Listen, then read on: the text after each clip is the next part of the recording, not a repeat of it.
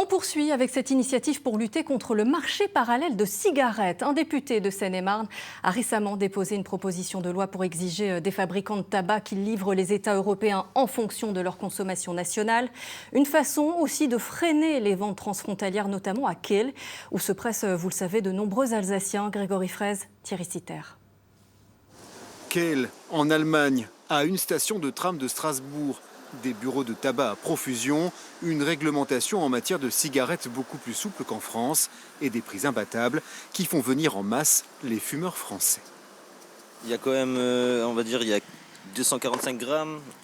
En France, ça peut te coûter dans les 200 à 300 euros. Donc du coup, on l'a vite vu. Et là, ça coûte quand même 100 euros de moins. Ici, la boîte, il coûte 50 euros et en France, 100 euros. Le prix des cigarettes en France est beaucoup plus élevé que chez ses voisins.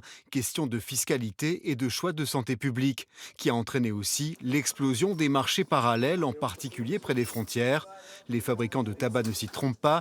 Ils livrent au pays 31,7 milliards de cigarettes pour une consommation nationale de 49 milliards. A contrario, ils vendent au Luxembourg 3 milliards de cigarettes, alors que les habitants en fument 5 fois moins.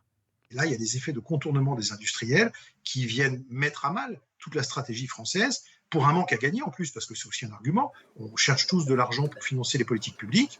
Le manque à gagner sur le tabac, il est estimé entre 2,5 milliards et 3 milliards d'euros par an. Le principe, il est simple, c'est une cigarette doit être consommée là où elle a été achetée. Frédéric Valtou veut que la France en fasse une loi et entraîne l'Union européenne dans son sillage.